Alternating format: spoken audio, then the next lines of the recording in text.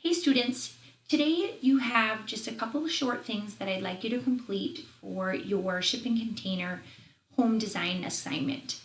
First thing is to show me in this assignment, put the SC downloads in your drive. You are going to be taking a picture of your Google Drive showing me that you put your template and your component into your Google Drive. If you haven't done that yet, please download these two items and then follow the steps in this video right here for how to move the files from your Chromebook into your Google Drive. You know that you've been successful on that if you open up a tab in your Chrome on your Chromebook and you go into your drive and you have the shipping container component download student and the shipping container template download in a specific spot that you pick on your Google Drive. You'll see that I have put mine in a green architecture folder on my Google Drive. So for this short assignment in Schoology, you will take a screenshot showing me that your two files, the .rfa and the .rvt, are in your Google Drive. Super short, quick little check. After you've done that, you are going to work on your shipping container home design just a little bit today. So you'll go into your AppStream and you will open up the first file, which is the RVT file. And to do that, you'll click on Open. You'll go into your drive. So you'll go to this PC, you'll go to Google Drive. I'm doing a double click. Let's try that again.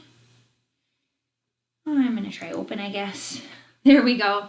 I'm going to go to my drive and I'm going to click on open.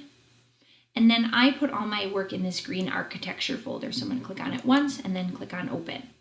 Now I want to start with the template download. Please don't start with the component download. You need to start with the template download. So I'm going to click on that.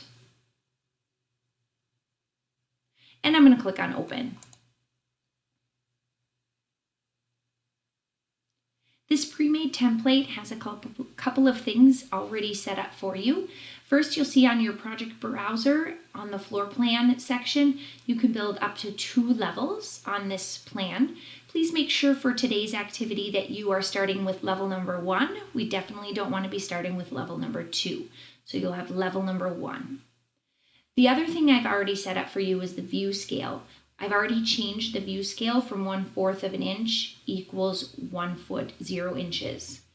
What that means is when we go to print this out, it will be printed so 1/4 of an inch on the paper is equal to 1 foot 0 inches in real life.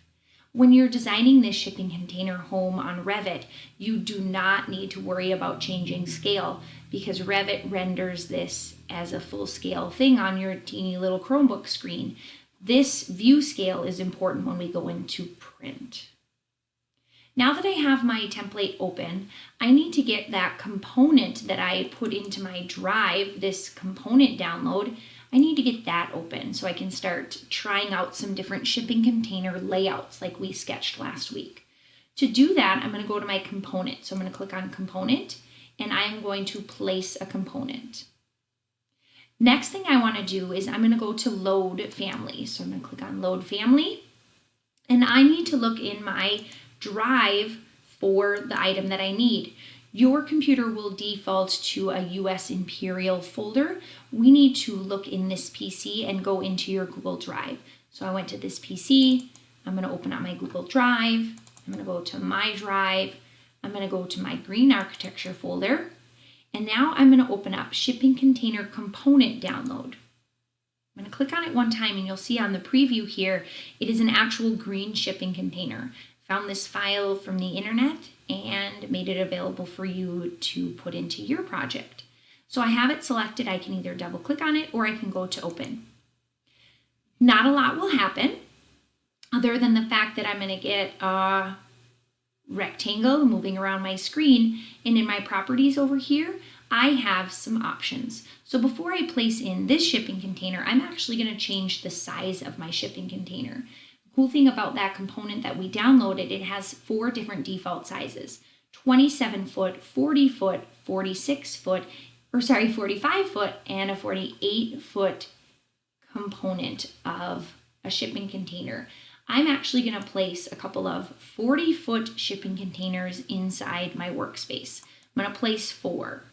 1, 2, 3, 4. Notice when I first place them, I can't move them around as far as rotation. We're going to do that next. I'm just going to place in 4. Now I want to move on to my next step. In order to do that, I'm just going to hit my escape button 2 times on my keyboard. Now in my architecture tab, I'm going to go to my modify tool and I'm going to select one of my 4 shipping containers. And I want to rotate this shipping container, which is not super intuitive. It's a little bit cumbersome. So I have that shipping container selected and I'm going to go to my rotate tool up on my toolbar. When I go to my rotate tool, this is the cumbersome part. I need to first go to my object and I need to click to start. I wanted to click on a 0-degree angle. I wasn't on a weird angle when I clicked to start. And now I'm going to rotate it. I have 2 choices. I can either rotate that 45 degrees or I can rotate it 90 degrees. Now, if you want to get really nitty gritty, one of the ends of your shipping container has a door that opens. You could get really specific and rotate it 180 degrees if you wanted to. Now at this point, I rotated that one shipping container 90 degrees and I can move it off to the side. I'm going to rotate this one as well so you can see that one more time. So I'm going to click on my shipping container first. It's highlighted in a really light blue. Then I'm going to go to modify. So first thing I'm going to do is look to make sure I'm on a 0-degree angle. I don't want to start on a weird funky angle. It will be really hard to get it back to 90. So I'm going to go flat. I'm going to click to start, then I'm going to rotate and I'm going to slow down and I'm going to wait till it snaps to 90 and then I'm going to click to end and then it defaults right back to my modify tool where I am allowed to move that around. And you can see that my little blue helper lines show me that the 2 are lined up and they're centered with one another. So now I have that one and now I'm going to move in this final shipping container and I'm getting that extra blue helper line showing me that the 2 are centered with one another. So I have that placed in.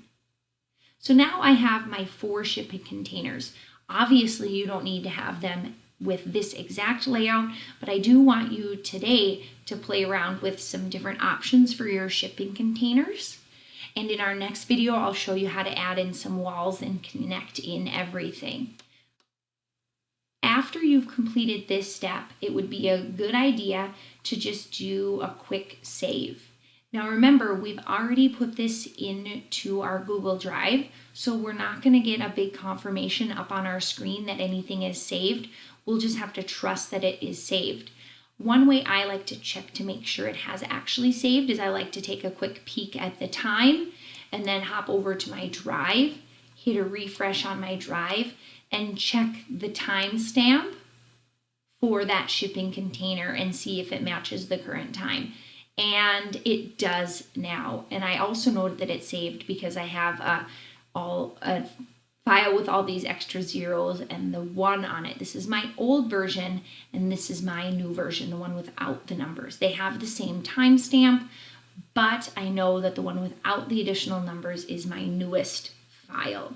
Notice that my component didn't do that, and that's normal. Just my template did.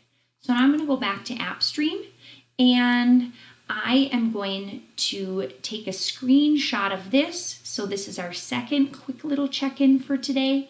You're going to take a quick little screenshot of this shipping container progress, and you're going to submit one version into your assignment in Schoology. So you'll take a screenshot of how far you've progressed on your shipping container assignment, and you'll place it into not this assignment, but the next assignment below into Schoology. Like always, if you have any questions, please don't hesitate to either sign up for a Q&A, which students are finding a lot of success and help with, or you can send me an email.